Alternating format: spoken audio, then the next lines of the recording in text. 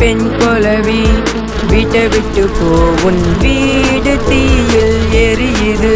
உன் குழந்தைகள் எல்லாம் போயிட்டாங்க, உள்ளுக்குள்ள நீயும் மறவாயிருந்த, அதனால நீயும் தப்பிச்சுக்கிட்ட.